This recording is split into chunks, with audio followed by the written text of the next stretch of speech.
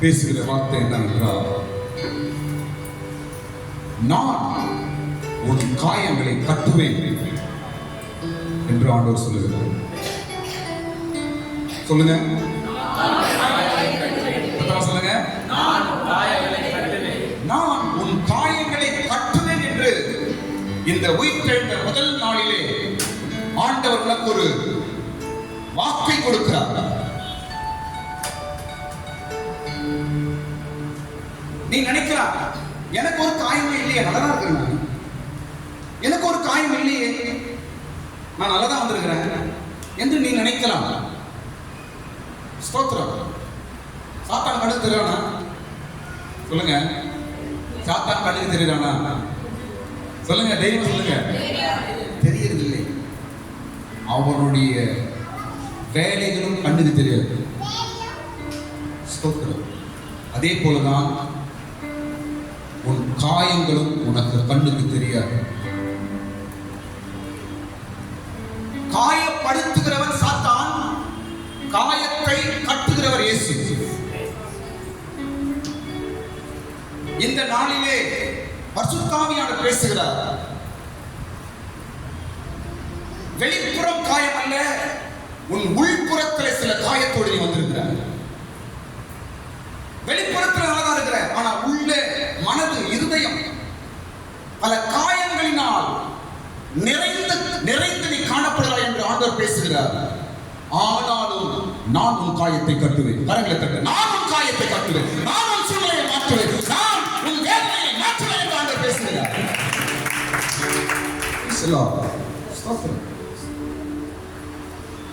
காயம் என்ன என்பதை நான் அப்புறம் சொல்றேன். 5 விஷயம் நான் சொல்றேன். என்ன காயம் என்றால் என்ன? அதற்கு முன்பாக ஒரு மனிதன் எப்பொழுது அவன் காயப்படுகிறான் என்பதை சொல்றேன், கவனிங்களா? ஒரு மனிதன் எப்பொழுது அவன் காயப்படுகிறான் என்றால், கிறிஸ்துவை அறியாத பொழுது அவன் காயப்படுகிறான். புரியுது நான் சொல்றது? இயேசுவை அறியாத போது, இயேசுவின் பிள்ளையாய் அவன் மாறாத முன்பு, இயேசுவை கடவுள் என்று எப்ப தெரியாம வாழ்ந்தானோ அப்பொழுது அவன் காயப்பட்டிருக்கிறான். பிசாசினாலும், பாவத்தினாலும், அக்கிரமத்தினாலும் ஒரு மனிதன் காயப்படுகிறான். அந்த காயங்களை கட்டவும் சுகமாக்கும் தான் இயேசு சிலுவையில் ரத்தம் சிந்தினார். இரண்டாவது, இன்னொரு முறை அதே மனிதன் காயப்படுறான். எப்போ? முதலாவது இயேசுவை அறிவதற்கு முன்னாடி அவன் காயப்படுகிறான். ஓகே. இரண்டாவது எப்போ? இயேசுவை விட்டு தூரம் போகும்போது காயப்படுகிறான். ஆமென். இயேசுவை அறியாதப்போ காயப்பட்டோம். இயேசு அதை கல்வாரியின் ரத்தத்தினால் நம்முடைய காயங்களை கட்டுகிறார், சுகமாக்குகிறார். அடுத்தது, அந்த மனிதன் எப்பொழுது இயேசு விட்டு தூரமாய் போகிறானோ மறுபடியும் அவன் காயப்படுகிறான்.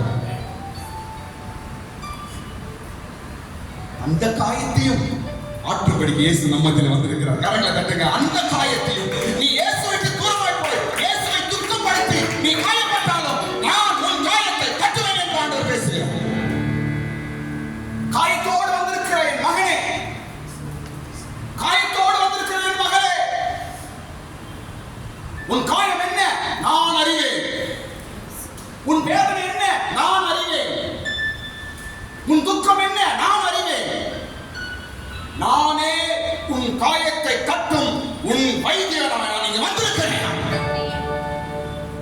இயேசு காயம் கட்டுகிறாய் இங்க வந்திருக்கிறார். கரங்களை மேல உயர்த்து, ஒரு நிமிஷம் கண்களை மூடு, கையை மேல உயர்த்து. உன் காயத்தை கட்டுகிறவராய் வந்திருக்கிறார். வெளிப்புறம் காயம் இல்லை, ஆனால் உள்ளான அனுபவத்திலே சில காயங்களோடு நீ வாழ்ந்து கொண்டிருக்கிறாய். இந்த காலை வேளையிலே நான் உன் காயத்தை கட்டுவேன் என்ற ஒரு வார்த்தையோடு இயேசு வந்திருக்கிறார். அல்லேலூயா.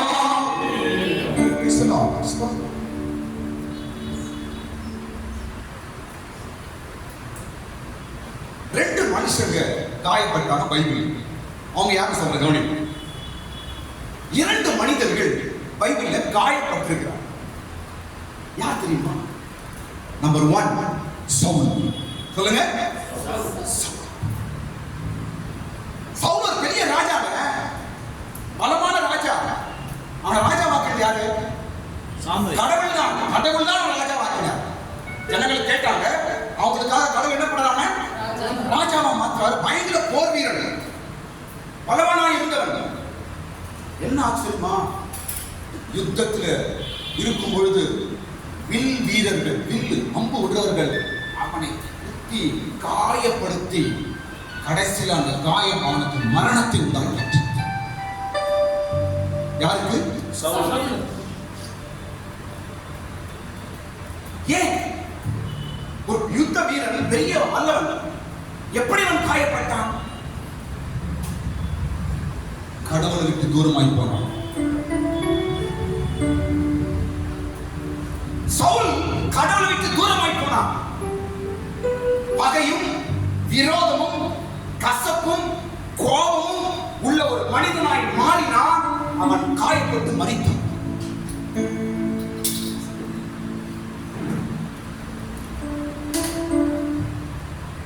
சாத்தான் எப்பொழுது உன்னை காயப்படுத்த பார்க்கறான் தெரியுமா? நீ எப்ப ஜெபத்தை விட்டு தூரம் வருவ, எப்போ ஜெபத்தை நீ விட்டுருவ, எப்போ நீ சர்ச்சை விடுவ, எப்போ நீ விசுவாசத்தை விடுவாய், எப்பொழுது நீ உன்னுடைய நம்பிக்கையை விடுவாய், எப்போ நீ கிறிஸ்துவத்தை விட்டு எப்போ நீ பின்னாடி போறே என்று சாத்தான் பார்த்து கொண்டே இருப்பான். நீ எப்பொழுது கடவுளையும் சபையும் ஆலயத்தையும் ஜெபத்தையும் நீ விட்டு தூரம் போகிறாயோ, உடனே நீ காயப்படுகிறாய். ஒருவேளை அந்த காயம் மரணமாய் கூட மாறும். சவுலை போல அந்த காயம் உன் ஆவிக்குரிய வாழ்க்கைக்கு மரணமாய் கூட மாறலாம். ஆனால் இரக்கத்தின் இயேசு அந்த அளவுக்கு நம்ம விட மாட்டாங்க. கையை தர, அந்த அளவுக்கு நம்ம விட மாட்டாங்க. காயப்பட்டும் ஆத்மாவை பின்பற்றி மறைத்து போய் விட மாட்டார் இயேசு. இங்க கொண்டு வந்திருக்கிறார்னாவே உன் காயத்தை கட்டுப்படிதான் கொண்டு வந்திருக்கிறார். அன்பில் இயேசு கையை தர, என் இயேசு கைவிட மாட்டார், காயத்தை கட்டுவார். ஆமே. 2வது ஒரு ஆள் சொல்ல பாருங்க. நம்பர் 1 சவுல் சொன்னேன். 2வது ஒரு ஆளு இயேசு. இயேசு யாரு? இயேசு என்ன பண்ணாருங்க? இயேசு என்ன பண்ணாரு? காயம். கையில ஆணி காயம், நெற்றியில முள்கிற காயம், விழாவிலே குத்தப்பட்ட காயம், முதுகிலெல்லாம் சாட்டினால் அடிக்கப்பட்ட காயம், காலில் ஆணியினால் காயம். இயேசு காயப்பட்டார். அப்படி என்றால் இயேசு பாவம் செய்திருக்கிறார். அத்தியா இயேசு எதை தப்பு பண்ணிட்டாரு, அதனால தான் ஒரு காயம். அத்தியா அப்படி சொல்லலாமா? சவுல் காயப்பட்டது காரணம் அவன் கடவுளை விட்டு தூரம் போனான், காயப்பட்டான். ஆனால் இயேசு காயப்பட்டது காரணம் என்ன? நம்முடைய அக்கிரமங்கள் நிமித்தம் அவர் காயப்பட்டார். நம்முடைய அக்கிரமங்கள் நிமித்தம் இயேசு காயப்பட்டார். அவர் பாவம் செய்யல, அவர் தப்பு பண்ணல, அவர் துன்மார்க்கன் அல்ல, அவர் பாவம் செய்யல. அப்ப பாவம் செய்யாத இயேசு எதுக்கு காயம் வந்துச்சு? எதுக்கு அவர் காயப்பட்டாரு? கடவுள் விட்டு பின்னாடி போயிட்டாரா, இல்ல சர்ச்சுக்கு வராம போயிட்டாரா, இல்ல ஜெபத்தை விட்டுட்டாரா, இல்ல பின்மாற்ற காரணம் ஆயிட்டாரா? இயேசு எதுக்கு இயேசுக்கு காயம்? உன்னால காயம், என்னால காயம். நம்முடைய அக்கிரமங்கள் நிமித்தம் அவர் சத்தமா சொல்லுங்க, நம்முடைய அக்கிரமங்கள் நிமித்தம் அவர் காயப்பட்டார். ஹல்லேலூயா.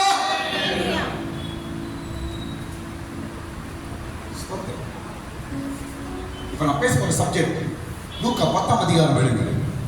லூக்கா சுவிசேஷம் 10ஆம் அதிகாரத்தில் வரும்பொழுது அங்க ஒரு மனிதனுடைய காயம் கட்டப்படுகிறது. அங்கு ஒரு மனிதனுடைய காயம் கட்டப்படுகிறது. இதுதான் நான் இன்னைக்கு பேச போகிறேன். சுக்கரமா முடிப்பேன். கர்த்தருக்கு ஸ்தோத்திரம். ஒரு மனிதன் எருசலேமிலிருந்து எரிகோவுக்கு போய் கொண்டிருக்கிறார். வழியிலே கல்லரின் கையில் அகப்பட்டான். அவன் காயப்படுத்தப்பட்டு கீழே தள்ளப்பட்டான். அப்போது அந்த வழியா வருகிற ஒரு சமாரியன் அவனுடைய காயத்தை கட்டி அவனை பராமரித்து இதான் நடந்த சப்ஜெக்ட். இதுல நிறைய விஷயம் பேசலாம், நான் சில விஷயம் தான் பேச போறேன். காயத்தை கட்டுகிறது மாத்திரம் அல்ல, அவனை என்ன செய்யறாரு? சத்தமா சொல்லுங்க, பராமரிக்கிறார். இதாங்க இயேசு. இயேசுவோட ஒரு விசேஷமான காரியம் இதுதான். வெறும் காயத்தை மாட்டி கட்டி அனுப்புகிறவர் அல்ல, அவனை என்ன செய்யறாருங்க? சத்தமா சொல்லுங்க, பராமரிக்கிறார். அப்படின்னா அவனை மெயின்டைன் பண்றார், அவனை காப்பாற்றுறார், அவன் கூடிய இருந்து அவனை விசாரிக்கிறார். அவர்தான் இயேசு. எந்த மனிதனுடைய காயத்தில் கட்டி அப்படியே அவனை விட்டுறது அல்ல, அவனை அப்பப்போ விசாரிக்கிறார். எப்படி பாருக்குது? ஒரு ஹாஸ்பிட்டல் அட்மிட் ஆகணும். அட்மிட் ஆன உடனே அங்க வந்து டாக்டர்ஸ் நர்ஸ் என்ன பண்ணுவாங்க? சுத்தி வந்து நம்மளை விசாரிப்பாங்க. சிஸ்டர் எப்படி இருக்குதுங்க? எப்படி வலி எப்படி இருக்குது? பரவாயில்லையா? தூக்கம் வருதா? இப்ப எப்படி இருக்கிறீங்க? இந்த மருந்து சாப்பிட்டீங்களா? தண்ணி குடிச்சீங்களா? என்ன சாப்பிட்டீங்க? ஒவ்வொரு நிமிஷத்துக்கும் நர்ஸ் ரவுண்ட்ஸ்ல வந்துட்டே இருக்கிறாங்க. என்ன காரணம்? என்ன இது? என்ன காரியம் இது? பராமரிப்பது. அதுதான் இயேசு. பராமரிக்கிறார். ஒரு நோயாளி மருத்துவமனையில் வைத்து சொல்லுங்க. ஒரு நோயாளியை எங்க வைத்து பராமரிக்கப்படுகிறது? மருத்துவமனையில் வைத்து பராமரிக்கப்படுகிறது. ஒரு மனிதனை, ஒரு காயப்பட்ட மனிதனை இயேசு சபையில் வைத்து பராமரிக்கிறார். கையத்தட்ட. இயேசு இங்க வைத்து தான் உன்னை பராமரிக்கிறார். இதுதான் வைத்தியசாலை. உன்னை பராமரிக்கிற இடம் இதுதான் சபை. வந்திருக்கிறமா யாரு? எல்லாம் காயப்பட்டவர்கள். ஞாயிற்றுக்கிழமை விட்டு அடுத்த ஞாயிற்றுக்கிழமை வர்றதுக்குள்ள பல காயங்கள் மனசுல, இதயத்துல வேதனை, வெளியே சொல்ல முடியல. காயத்தோடு வந்திருக்கிற என் பிள்ளை ஆண்டவரை பராமரிக்கும்படி கொண்டு வந்திருக்கிறார். இயேசு உன்னை கைவிடவில்லை. இல்லை, யார் சொல்லுது இயேசு உன்னை கைவிட்டார் என்று? இல்லை, உன்னை கைவிடவில்லை. உன்னை பராமரிக்கும்படி நான் இங்க கொண்டு உட்கார வச்சிருக்கிறார் ஆண்டவர். நீ பராமரிக்கப்படுவாய், நீ விசாரிக்கப்படுவாய், உன்னை தேற்றுவார், உன் காயத்தை கட்டுவார், உன்னை பலப்படுத்துவார். அதுதான் இயேசு. எல்லாரும் சத்தமா இயேசு சொல்லுங்க. எல்லாரும் சத்தமா சொல்லுங்க. எல்லாரும் சொல்லுங்க இயேசு. பேசலாம். இப்போ காயம் என்றால் என்ன? ஒரு 5 விஷயம் நான் சொல்ல போறேன்.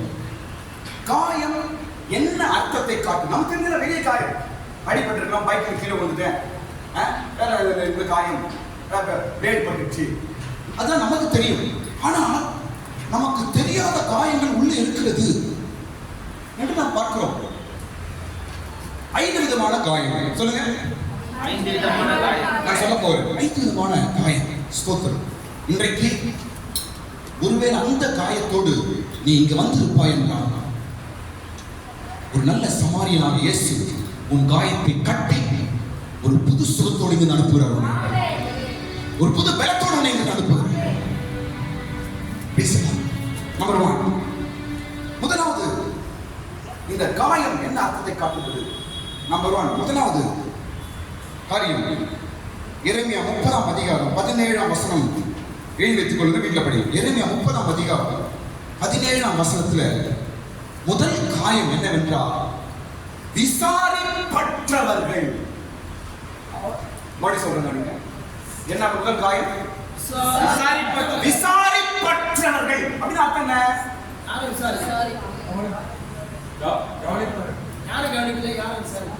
விசாரிப்பற்றவர்கள் அவர்தான் முதலாவது காயப்பட்டவர்கள். நீங்க வந்திருக்கிறீங்க,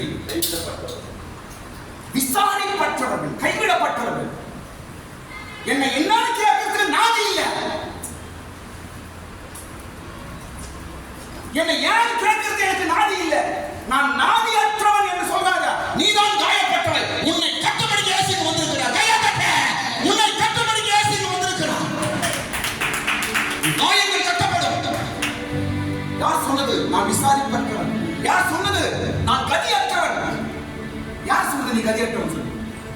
யார் சொன்னது நீ ஒரு அனாதை என்று? யார் சொன்னது நான் கைவிடப்பட்டவன் என்று? என்னை யாரும் விசாரிக்கிறது இல்ல. என்னை விசாரிக்கிறது ஒரு ஆளு கிடையாது. நீ சாப்பிட்டியா இல்லையான்னு கேட்கறதுக்கு ஆள் இல்ல. நான் கீழே விழுந்தா தூக்குறதுக்கு ஆள் இல்ல. நான் அழுதா ஏன் அழுதான்னு கேட்கறது கூட எனக்கு ஆள் இல்ல என்று சொல்லுகிறாயா? இயேசு இன்றைக்கு பேசுகிறார். நீதான் காயப்பட்டு வந்திருக்கிறாய். உன் காயம் நான் கட்டுவேன் என்று இயேசு பேசுகிறார். கலங்காத. விசாரிப்பட்டிருக்கிற பிள்ளையே, மகனே மகனே, உன் காயங்கள் கட்டப்படும். இந்த காயம் வெளியே தெரியாது. இந்த காயம் வெளியே தெரியறது இல்லை. நல்லா சிரிக்கிறோம், போறோம் வரோம், எல்லாரும் பார்த்து நினைக்கிறாங்க நல்லதா இருக்கிறாங்க, அவங்க அந்த சிஸ்டர் நல்லதா இருக்கிறாங்க, அந்த பிரதர் நல்லதா இருக்கிறாருப்பா, அவங்க என்னப்பா அப்படின்னு வெளியே இருக்கிறோம் நினைக்கிறாங்க. காயம் வெளியே தெரியறதில்லை. விசாரிப்பற்று நான் ஒரு கதிக்கட்டு, நான் ஒரு அனாதை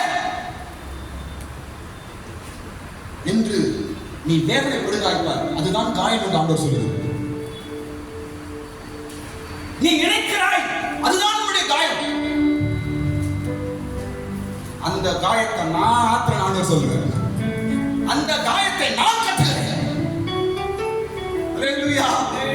இரண்டாவது காயம் என்ன தெரியுமா? இரண்டாவது காயம் அதே வசனத்துல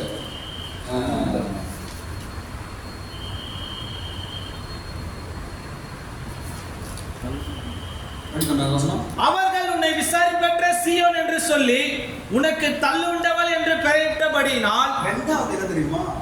தள்ளுண்டவர். சொல்லுங்க எல்லாரும். இரண்டாவது என்னவா? தள்ளுண்டவன் என்ன? எல்லாரும் அதே அவன் சைட்ல தள்ளி அவனை ஒதுக்கப்பட்டான். உன்னை ஒதுக்குறாங்களா? ஒதுக்கி இருக்கிறியா? உன்னை ஒதுக்கப்பட்டிருக்கிறியா? நீ சொந்தமா தான் ஓர வைக்கிறாங்க. அப்படியே இது இருந்தா எல்லாம் வருவாங்க. என்ன பாருங்க, எல்லாரும் இது இருந்தா எல்லாம் வர, இது இல்லைன்னா சைடு.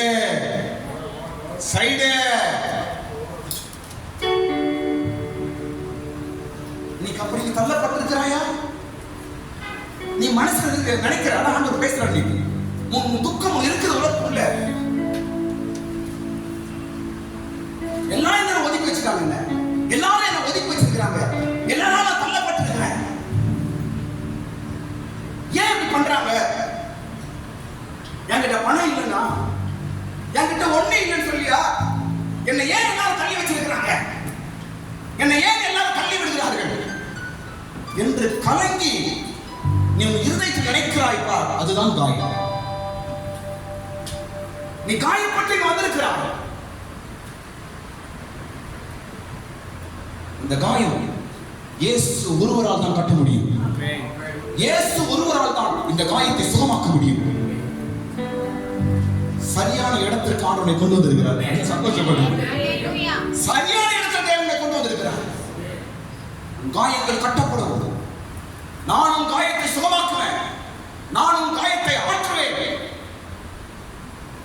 சில காயம் கவனி, சில காயப்படுது, உடனே என்ன பண்ணாது, ஹாஸ்பிட்டலுக்கு போயிட்டு டிடி போட்டு அது என்ன பண்ணோம், வந்து சுகமாகும். வீட்டில் என்ன ஆகாது, என்ன ஆகும், செப்டிக் ஆகிடும், பாய்சனம் மாறிடும், அப்படியே பரவிடும். அந்த அளவுக்கு ஆண்டவர் விட மாட்டார். எதுக்கு ஆண்டவர் பேசுற? எதுக்கு சர்ச்சைக்கு விடுற? நம்மள ஞாயிற்றுக்கிழமை சர்ச்சைக்கு போ போ, உள்ள மனசு சொல்லுது போ போ, டைம் ஆகுது போ போ. எதற்கு ஆண்டவர் துரத்துற தெரியுமா? காயம் சுகமாயிடும். உன் காயம் வந்து மருந்து போட்டு கட்டப்படணும். அது அப்படியே விட்டா என்ன ஆகுது, பெருசாயிடும். நீ சர்ச்சை ஸ்கிப் பண்ண, சர்ச்சைக்கு வராம போனா என்ன ஆகும், மருந்து கிடைக்காது. நீ சர்ச்சைக்கு வராம போனா நீ பராமரிக்க முடியாது. நீ சர்ச்சைக்கு வராம போனா அந்த காயத்துக்கு மேல மருந்து போட முடியாது. அந்த காயம் என்ன ஆகும், என்ன ஆகுங்க, இன்னும் பெருசாகும் பெருசாகும் பெருசாகும், கடைசியில பெரிய விஷயமாய் மாறி போயிடும். அதற்குதான் ஆண்டவர் நம்ம ஏவுகிறார், நம்மோட பேசுகிறார். தேவ சமூகத்துக்கு போ, பைபிள் படி, ஜெபம் பண்ணு, சர்ச்சைக்கு போ, பாட்டு பாடு, சந்தோஷமா இரு, தைரியமா இரு என்று ஆவியானவர் ஏன் பேசுறார் தெரியுமா? நம்முடைய காயங்களை ஆற்றிக் கொண்டிருக்கிறார். நம் காயங்கள் ஆற்றப்படும்படிக்காக சில துக்கங்கள் அது மென்டல் ஹாஸ்பிட்டல்லாம் போறோம். சைக்கோ பெரிய ஒரு போலீஸ்காரர் சொன்னார், ஏதோ ஹாஸ்பிட்டல் மென்டல் ஹாஸ்பிட்டல் போகணும். பெரிய படிப்புங்க, பெரிய ஆபீசர், பெரிய படிப்பு படிச்சவன், டாக்டர் ஆகலாம், பெரிய பெரிய விஞ்ஞான சயின்டிஸ்டா உள்ள மென்டல் ஆயிடும். மென்டல் அவனே எழுதிக்கிறான், நான் ஒரு சயின்டிஸ்ட் விடுங்க, நான் போறேன், துணியை அவுத்து போட்டு வரேன் மென்டல் ஹாஸ்பிட்டல்.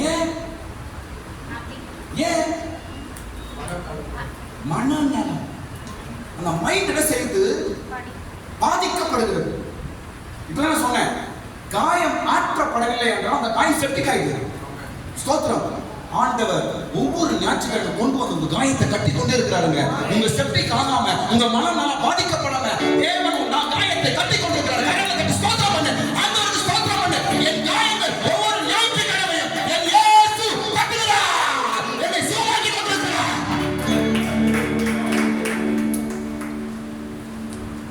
உண்மையா? காயத்துக்கெல்லாம் காரணம் சாத்தான். அப்புறம் சொல்லுங்க.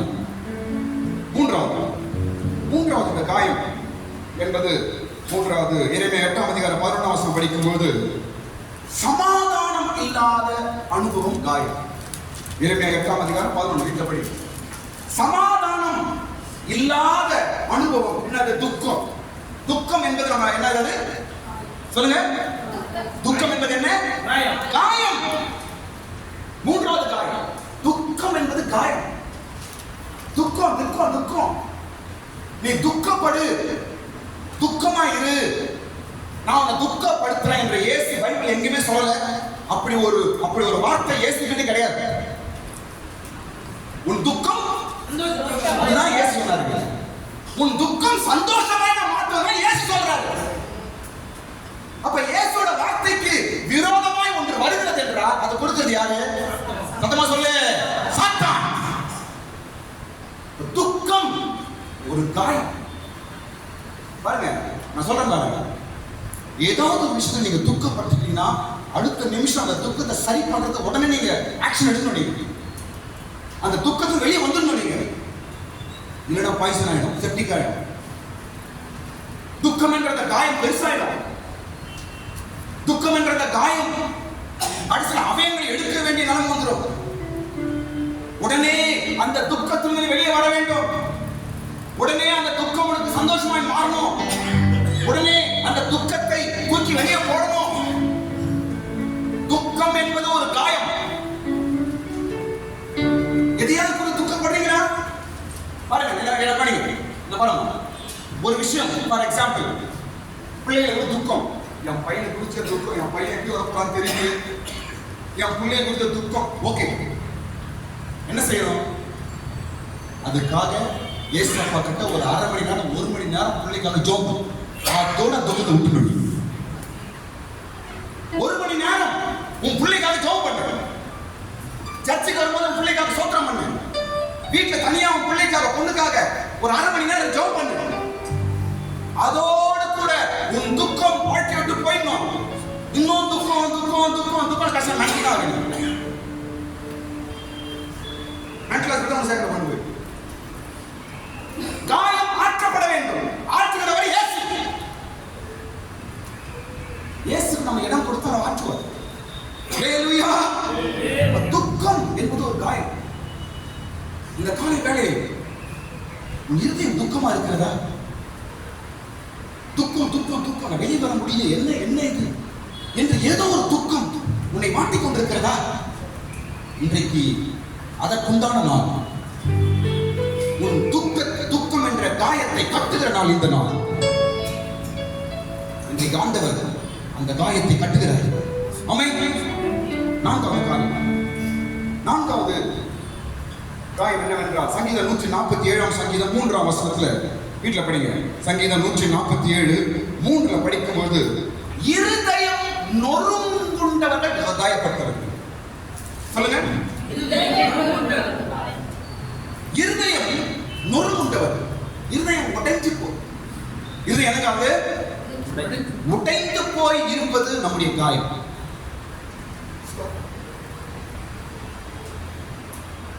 இருதயங்களை உடைக்கிறது யார் தெரியுமா? என்ன பாருங்க, இருதயம் உடைக்கப்படுச்சுன்னா நம்ம காயப்பட்டிருக்கணும் அர்த்தம். ஆனா இருதயத்தை உடைக்கிறது யார் தெரியுமா? மனுஷர்கள் தான். மனுஷனுடைய இருதயத்தை மனுஷன் தாங்க உடைக்கிறாங்க. உண்மைதானங்க இது?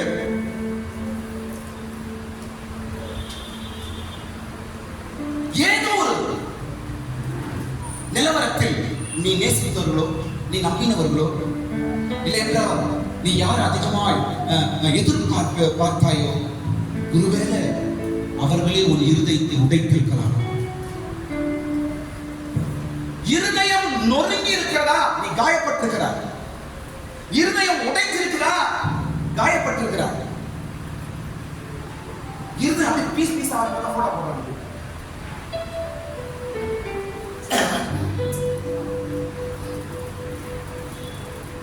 மனிதன் உடைக்கிறான், இயேசு அதை சரி பண்ணல. பிசாசு காயப்படுத்துறான், இயேசு காயத்தை கட்டுகிறார். மனிதன் உடைச்சி சின்னபின்னமாக்குறான், ஆனால் இயேசு மறுபடியும் ஒன்று கூட்டுகிறார். கையை தட்டு. இயேசு மறுபடியும் ஒன்றாக்குறார். இயேசு கவலைப்படாத. என் குடும்பம் சிதறி போயிடுச்சு, என் வீடு சிதறி போச்சு, என் நம்பிக்கை சிதறி போயிடுச்சு, என் இருதயம் சிதறி போயிடுச்சு, என் சந்தோஷம் சிதறி போயிடுச்சு என்று கவலைப்படுகிறாயா?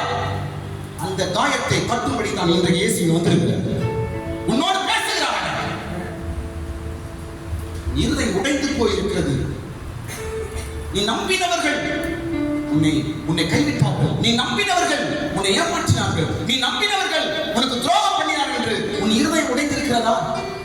இன்றைக்கு இயேசு வந்திருக்கிறார். உன் காயம் கட்டப்படும் என்று சொல்லுகிறார். ஹல்லேலூயா. அடுத்த காரியம் பாருங்க. அடுத்து நான் சொன்ன ஐந்தாவது பாருங்க. ஐந்தாவது காரியம் குற்றுயிர். எல்லாரும் சொல்லுங்க. எல்லாரும் சொல்லுங்க. குற்றுயிர் அர்த்தம்.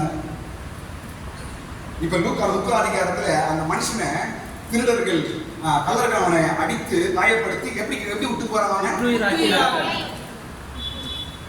இது ஒரு காயம். குற்றுயிர் என்பது ஒரு காயம். எனக்கு அப்படி சொல்லுங்க. ஒரு சொல்லுங்க. இங்கிலீஷ்ல சூப்பர் வேர்ட் ஆஃப் டெட்.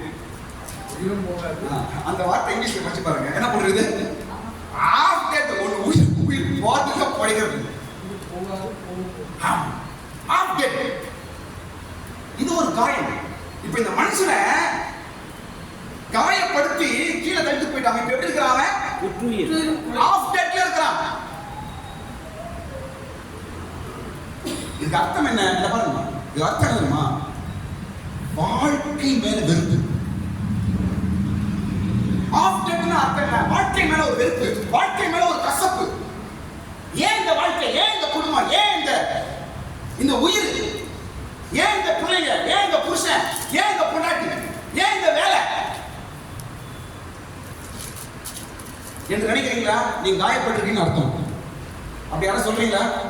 நிறைய பேர் சொல்லுவாங்க. நிறைய சொல்லி போறாங்க. உள்ள இருக்கும், ஆனா வெளியே சொல்லவே நானும் பிரைஸதா, நான் மாற மாட்டேன்.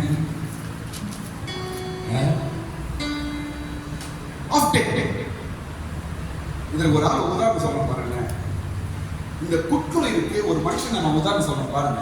நான் நிறைய மாட்டை படிக்கும் போது என் மனசு உடைஞ்சிச்சு. இந்த ஆஃப் டெட்டுக்கு ஒரு ஆளை நான் உங்களுக்கு முன்னாடி வைக்கிறேன். யார் தெரியுமா?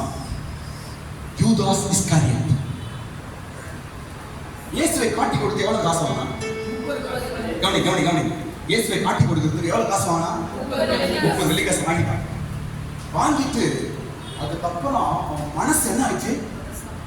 பாதிக்கப்பட்ட. ஐயோ, குற்றமில்லாத ரத்தத்தை நான் காட்டி கொடுத்தேனே என்று நினைச்சு வேதனைப்பட்டு மறுபடியும் எடுத்து அந்த காசு எடுத்து வந்து யார் கொடுத்தாங்க அவங்க கிட்டே அவன் தூக்கி போட்டுறாரு.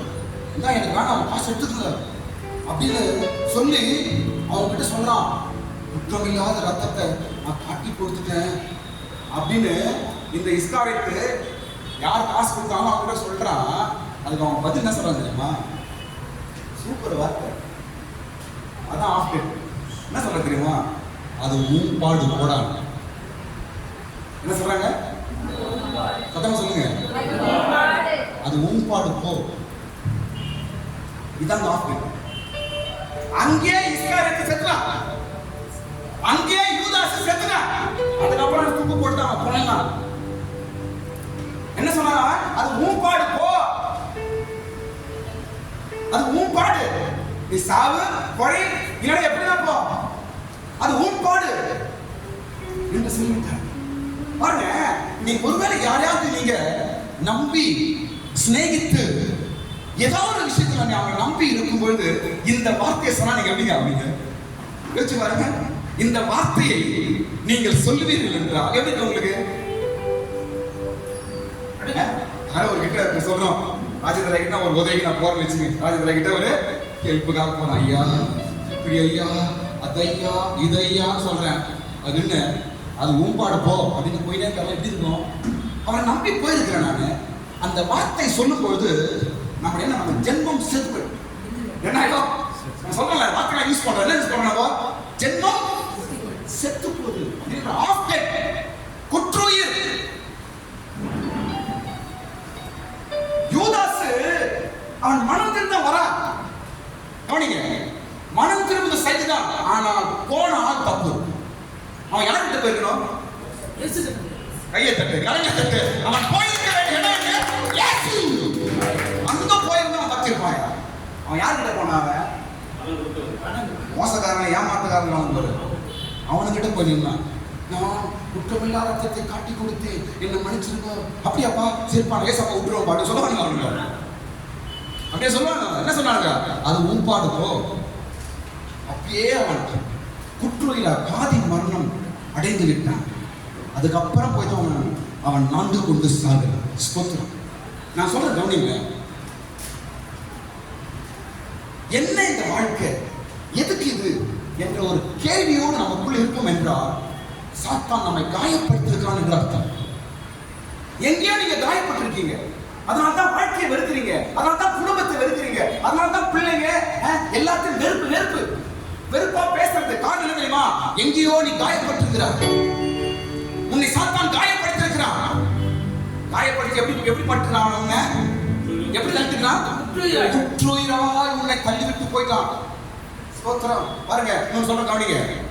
யூதாசுக்கு காட்டி கொடுக்கணும்னு எண்ணம் கொடுத்தது யாரு? சீக்கிரம் சாத்தான். யூதாசு 30 வெள்ளி காசை கொடுத்தது யாரு? சாத்தான் தான். ஆனா நடு ரோட்ல அவனை ஊட்டிட்டு அவனை சாவ வச்சது சாத்தான் தான். இயேசு விட்டு நம்ம சாத்தானின் ஆலோசனை போவோம் என்றால் பணம் கிடைக்கும், நல்ல ஆலோசனை கிடைக்கும், ஆனால் குற்றுயிராய் சாவும்.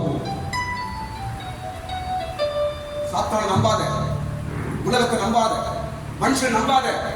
பணம் கிடைக்கிற மாதிரி கிடைக்கும், பேர் கிடைக்கிற மாதிரி கிடைக்கும், புகழ்ச்சி கிடைக்கிற மாதிரி கிடைக்கும். கடைசியில உன்னை குற்றுயிராய் மாற்றி விடுவான். வாழ்வா சாவா என்று நீ தவிக்கும்படி விட்டு போயிடுவான். அதான் சாத்தானுடைய தந்திரம். அப்படிதான் யூதாஸ் வந்துட்டான். கர்த்தருக்கு ஸ்தோத்திரம். அடுத்த சப்ஜெக்ட் நான் போறோம். இப்போ ஐந்தாவது காரியம். காரியம் என்பது ஐந்தாவது காரியம் என்ன சொன்னா நினைப்போம்? சொல்லுங்க, சீக்கிரம் சொல்லுங்க. குற்றுயிர்.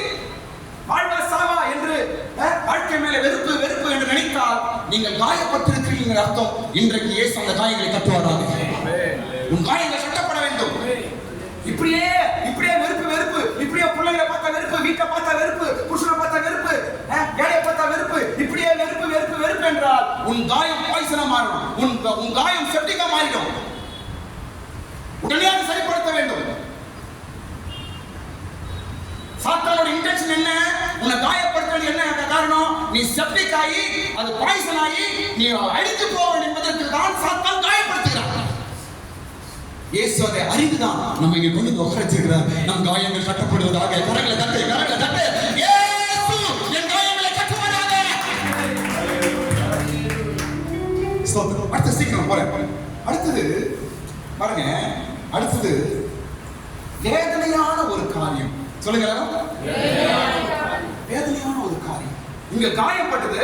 இப்ப அந்த அந்த அந்த மனுஷன் காயப்படுத்தி கீழே தள்ளிட்டு போயிட்டாங்க. இப்போ காயப்பட்டான், காயத்தோடு கூட இன்னொரு நடக்குது. என்ன நடக்குது தெரியுமா?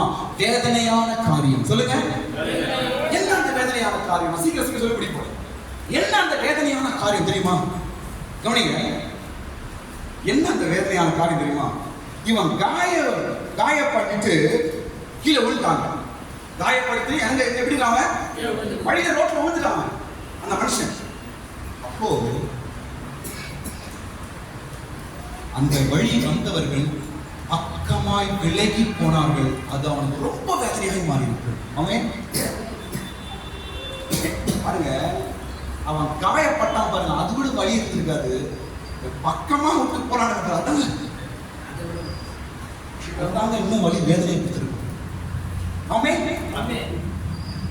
ஒரு ஆசாரியன் அந்த வழியை வராது, காயப்பட்டு கீழே வந்துட்டான். அந்த வழி யார் வராது? ஆசாரியன் வருகிறான். என்ன பண்றாரு? பக்கமாய் விலகி. சீக்கிரம் படிங்க. அப்பொழுது தற்செயலாய் ஒரு ஆசாரியன் அந்த வழியை வந்து, காயப்பட்டு கீழே விழுந்த மனுஷன் அந்த ரோட்ல யார் வர்றது? ஆசாரியன். படிங்க. அவனை கண்டு பக்கமாய் விலகி போனான். எப்படி போறாங்க? பக்கமாய் விலகி போனான். ரொம்ப வேதனை உண்டாக்கி அடிப்பட்டதை காட்ட இதுதான் நான் வேதனை அதிகமாயிடுச்சு. ஆசாரியன் பக்கமாய் விலகி போனான். இப்படி இதெல்லாம் பார்த்து நான் செத்தே போயிருக்கலாமே அப்படின்னு நான் நினைச்சிருப்பான். கீழே காயப்பட்டாங்க. இதெல்லாம் பார்க்கணுமா? இந்த கொடுமையெல்லாம் பார்க்கணுமா? பக்கமாய் விலகி போனான்.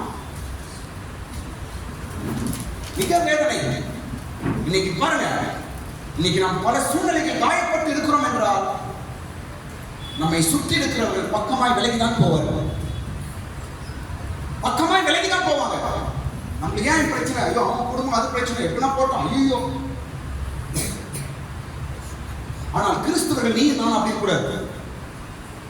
நீ நானும் நல்ல சமாரியனாய் போல இருக்க வேண்டும். பக்கமாய் விலகி போனா, ரெண்டு பேர் பக்கமா விலகி போறாங்க. எவ்வளவு பெரிய வேதனை இருக்கு. முதல்ல ஆசாரியன் வருகிறான், அவனும் பக்கமாய் விலகி போறான். அடுத்த வசனம், ஒரு லேவியன் வருகிறான், அவனும் பக்கமாய் விலகி போனான். அவனும் என்ன செய்யறான்? பக்கமாய் விலகி. ரெண்டு பேரும் கிறிஸ்டியன் தான். ஆசாரியன் பாஸ்டர், லேவியன்றவன் அவனும் ஒரு கிறிஸ்தவன் தான். ரெண்டு பேரும் செய்யறாங்க பக்கமாய் விலகி. வேதனை. அப்படி ஒரு வேதனையோடு இங்க வந்திருக்கிறீங்களா? ஸ்தோத்திரம். எல்லாரும் என்ன பக்கமா விலகி போறாங்க, பார்த்தும் பார்க்காம போறாங்க, மூஞ்சி திருப்பி போறாங்க. ஒரு சிரிப்பு மாட்டாங்க, மூஞ்சி ஊற வச்சுட்டு போறாங்க. என்ன காயப்பட்டிருக்கிறீங்களா? ஸ்தோத்திரம். எத்தனை பேர் உன்னை பார்த்து பக்கமா விலகி போனாலும் ஒரு சமாரியன் உன்னை தேடி வருவார். எல்லாரும் பக்கமா போறாங்க, எல்லாரும் தள்ளி தள்ளி போறாங்க. யாரும் வந்து என்ன எதுவும் கேட்க மாட்டாங்க. என் வீட்டு வழியா தான் போறாங்க, என் வீட்டுக்கு வந்து ஒரு வார்த்தை கேட்க மாட்டாங்க. இதே ரோட்ல தான் போறாருப்பா, பைக்ல போறாருப்பா, அவரு இதே ரோட்ல தான் நம்ம போகுதுப்பா கடைக்கு, உள்ள வந்து ஒரு வார்த்தை கேட்க மாட்டேங்குதுப்பா. நான் நல்லா இல்லையா இல்லையா என்று ஒரு வார்த்தை கேட்க மாட்டாங்கப்பா என்று கலங்குகிறாங்க. அவங்களாம் போட்டோம். ஒரு சமாரியன் வராரு உன்னை விசாரிக்கிறது. கையத்தட்டு சமாரியன் வருகிறார் உன்னை விசாரிக்கிறதுக்கு. போட்டோம், பக்கமா விலகி போறோம், போட்டோம். ஒரு சமாரியன் ஆண்டவர் அனுப்புவார், உன்னை விசாரிக்கும்படிக்கு வருவான். அல்லேலூயா, கர்த்தருக்கு ஸ்தோத்திரம். இப்போ அடுத்து ரெண்டு பகுதி நான் சொல்லி சீக்கிரம் முடிக்க போறேன். எப்பொழுது இவன் காயப்படுத்தப்பட்டான்? சொல்லுங்க, எப்பொழுது இவன் காயப்படுத்தப்பட்டான் என்று சொல்றேன். சீர கவனிங்க. எப்பொழுது அவன் காயப்படுத்தப்பட்டான் என்றால், முதலாவது ரெண்டே விஷயம் சொல்றேன். முதலாவது கல்லரின் கையில் அகப்பட்டான். சொல்லுங்க, கல்லன் யாரு? சாத்தான். கல்லன் யாரு? சாத்தானின் கையில் இவன் அகப்பட்டான். முதலாவது நம்ம யாரும் சாத்தான் கையில் அகப்படக்கூடாது. ஸ்தோத்திரம். எப்படி சாத்தான் கையில மாட்டினாங்க? எப்படி மாட்டினாங்க? போய் எப்படி அவன் கீழே கையில் மாட்டினாங்க? எப்படி கல்லன் கையில் அகப்பட்டான்? எப்படி? இன்னொரு கேள்வி வருது. எப்படி என்றால் நாமும் கூட சில நேரத்தில் சாத்தான் கையில மாட்டிக்கிறோம். யார் கையில மாட்டிக்கிறோம்? சொல்லுங்க, வாழ்க்கை சொல்லுங்க. சாத்தான் கையில மாட்டிக்கிறோம். நம்ம கிறிஸ்டின் தான், கடவுளுடைய பிள்ளை தான், எல்லாம் கரெக்ட் தான். எப்படி சாத்தான் கையில மாட்டுற? சில வேளை மாற்றோம். எப்படி மாற்றோம்? இவன் எப்படி மாட்டினான்? எருசலேமை விட்டு அவன் எங்க போறான்? எருசலேம் என்றால் சபை ஐக்கியம், சபை கூடுதல். எருசலேம் என்றால் என்ன சபை. சொல்லுங்க. சபை. எருசலேம் என்றால் சர்ச். இப்போ நீங்க எங்க உட்கார்ந்திருக்கீங்க? எருசலேம். இது பேர் எங்க உட்கார்ந்திருக்கீங்க இப்போ? சபை கூடுதல், சபை ஐக்கியத்தை விட்டு நீ தூரமா எங்க போனாலும் சாத்தான் கையில மாட்டுவான். இவன் எப்படி கல்லன் கையில மாட்டிட்டான்? எருசலேம்ல இருக்க வேண்டிய ஆள் இவன். அதை விட்டு எங்க போறது இவரு? எரிகோ என்றால் சாபம். எரிகோ என்றால் என்ன? சாபம். எருசலேமை விட்டு போறார், சர்ச்சை விட்டு போறார், சர்ச்சை ஐக்கியத்தை விட்டு போறார், ஜெபத்தை விட்டு போறார், ஆராதனை விட்டு போறார்.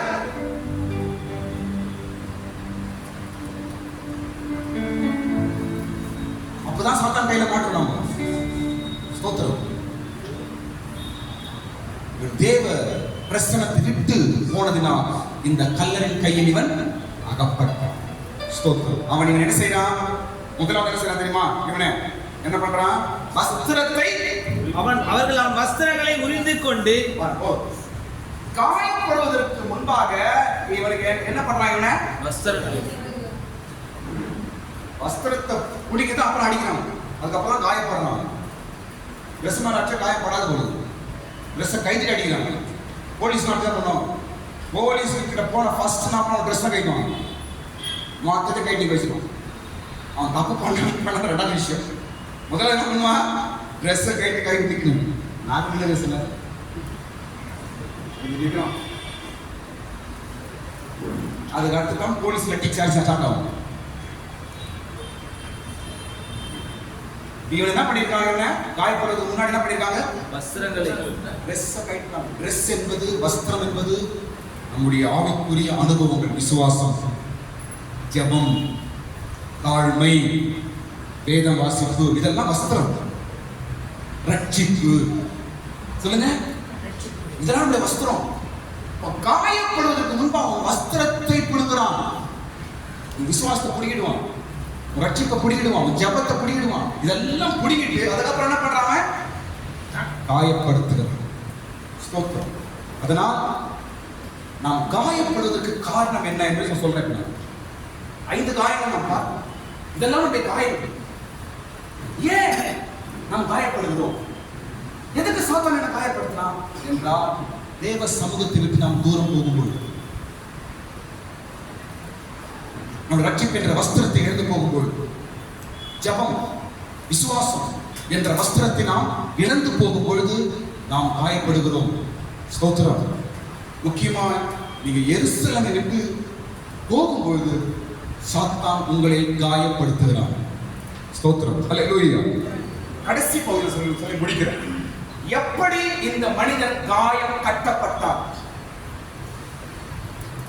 அந்த வழியில ஆசாரியனும் லேவியரும் பக்கமா வெளியே போயிட்டாங்க. இப்ப யாரு வராது? இப்போ ஒரு சமாரியன் வரார். வந்து அவனுடைய காயங்களை கட்டுகிறார். ஸ்தோத்திரம். அந்த நல்ல சமாரியன் தான் இந்த நாளில நம்ம மத்தியில வந்திருக்கிறார். இங்க எத்தனை பேர் நீங்க காயப்பட்டிருக்கிறீர்கள் என்று அவருக்கு தெரியும். என்னென்ன காயம் நீ பட்டிருக்கிறாய் என்று அவருக்கு தெரியும். இருதயம் நொறுங்குகிறதா? தள்ளப்பட்டிருக்கிறாயா? விசாரிப்பட்டிருக்கிறாயா? குற்றூராய் இருக்கிறாயா? நீ என்னென்ன காயத்தோடு இங்க இருக்கிறாய்? எந்தெந்த காயத்தோடு நீ நாட்களில் வாழ்ந்து கொண்டிருக்கிறாய்? எந்தெந்த காயத்தோடு நீ ஒவ்வொரு நாளும் நடந்து கொண்டிருக்கிறாய் என்பதை இயேசு அறிவார். சமாரியன் அறிவார். அன்னைக்கு ஒரே ஆளுக்கு காயம் கட்டினாரு, இன்னைக்கு பலருக்கு காயம் கட்டும்படிக்கு வந்திருக்கிறார். கரங்களை தட்டுங்க. இயேசு காயத்தை கட்டும்படிக்கு வந்திருக்கிறார். பலருடைய காயங்களை கட்ட வந்திருக்கிறார்.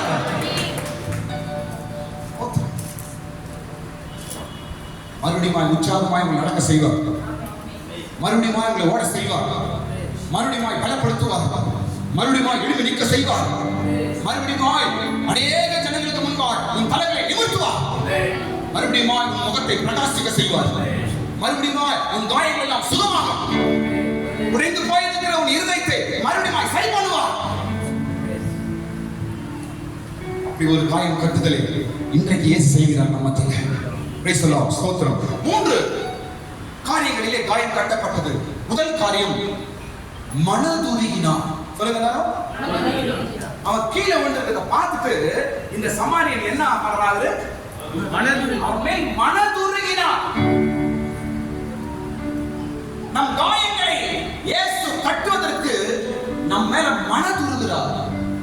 மனதுருக்கம் நம்முடைய காயங்களை கட்டுகிறது. பாருங்க, இவன் சொன்னதை செய்ய கேட்காத, இவன் சொன்னதை கேட்க மாட்டான், என் பேச்சை கேட்கறது இல்லை, எக்கேன்னா போட்டோம் அப்படின்னு ஏசு சொல்லுவாரு. ஒருவேளை அப்படி சொல்லியிருப்பார் என்றா ஒரு சர்ச்சுக்கு எனக்கு வந்துட மாட்டேன். சர்ச்சைலாம் மூடிதான் இருக்கும், மொத்தம் கூட சர்ச்சை வர மாட்டான். தவறு செய்கிறவர்களையும் பாவம் செய்கிறவர்களையும் தேவனை விட்டு தூரமாய் போகிறவர்களையும் இயேசு கண்டு என்ன செய்கிறாரா? மனதுருகின இயேசு மனதுருகமாய் இருக்கிறபடியே தான் இன்றைக்கு கிறிஸ்துவ முன்னோக்கி போய் கொண்டிருக்கிறது. சபைகள் நிரம்பிக் கொண்டிருக்கிறது. அநேக லட்சத்துக்குள் வருகிறார்கள். இயேசு உண்மையான தெய்வம் என்று சொல்லிக் கொண்டிருக்கிறார்கள். கையை தட்ட, எங்கள் இயேசு மனதுருகும் தெய்வம், மனதுருகும் தேவன், மனதுருகும் தேவன். தள்ளிவிடுகிறவர் அல்ல, குறை சொல்லி நம்மை கண்டம் பண்றவர் அல்ல, அவமானப்படுத்துறவர் அல்ல. ஸ்தோத்திரம். ஒரு பிள்ளை தப்பு பண்ணிச்சா தாய் கொஞ்சம் கண்டிச்சா மறுபடியும் தாய் மறுபடியும் அணைக்குது. அதை காட்டிலும் எத்தனையோ மடங்கு இயேசுவின் அன்பு. மனதுருக்கம் தான் இன்றைக்கு நம்முடைய காயங்களை கட்டுகிறது. மனதுருக்கம் தான் நம்முடைய காயங்களை சுகமாக்குகிறது. மனதுருக்கம் தான் இன்றைக்கு நம்மை மறுபடியும் மனுஷராய் நிற்க வைக்கிறது. நம்மை இயேசுவின் மனதுருக்கம். ஸ்தோத்திரம். நான் சொல்றேன் கவனிங்க. இன்னைக்கு நீங்க வந்து உட்கார்ந்து இருக்கிறீங்க என்றால் ஆண்டவர் உங்க மேல ஒரு மனதுருக்கம், ஒரு கருணை உங்க மேல இருக்கிறதுனால தான் இங்க வந்து உட்கார்ந்து இருக்கிறீங்க. கையை மேல உயர்த்துங்க. ஒரே நிமிஷம் கண்களை மூடுங்க. கையை மேல உயர்த்த. மனதுருக்கம் உன் மேல இருக்குது. ஏசப்பாவோட மனதுருக்கம் உன் மேல இருக்கிறதுனால தான் இங்க கொண்டு வந்திருக்கிறார். இங்க வந்து உட்காருங்க. எவ்வளவு பேர் வர முடியல, உன்னை கொண்டு வந்து உட்கார வைத்திருக்கிறார். உன் மேல ஏசப்பாவோட மனதுருக்கம், உன் மேல ஒரு இரக்கம், உன் மேல ஒரு மனவுருக்கம், மன இரக்கம் இருப்பதினால் உன்னை ஆண்டவரிடம் கொண்டு வந்து உட்கார வைத்து உன் காயங்களை கட்டி உன்னை ஆறுதலைப்படுத்தி தைரியப்படுத்தி பலப்படுத்தி உன்னை திரும்ப அனுப்புகிறார். ஆமென். ஹல்லேலூயா. இன்னும் ரெண்டு காரியம் செய்றாங்க. முதலாவது மனதுருகிறார், இரண்டாவது என்ன பண்றாருன்னா எண்ணெய் ஊற்றுகிறார். என்ன பண்றாரு? எண்ணெய் ஊற்றுகிறார். கவனிங்க. என்ன செய்றாரு? அவன் காயத்துல எண்ணெய் ஊற்றுகிறார். ஸ்தோத்திரம். எண்ணெயை ஊற்றி அவன் காயத்தை சுகமாக்குகிறார். எண்ணெய் என்பது பரிசுத்த ஆவியினால் உண்டாகும் சந்தோஷம். சொல்லுங்க. அதனால்தான் கவனிங்க. என்ன பாருங்க, சர்ச்சுக்கு வந்தீங்கன்னா நல்லா கையை தட்டி வாய் திறந்து பாடி சந்தோஷம் நிரம்பிடுங்க. சர்ச்சை ஆறாதான் என்றால் சந்தோஷம் தான்.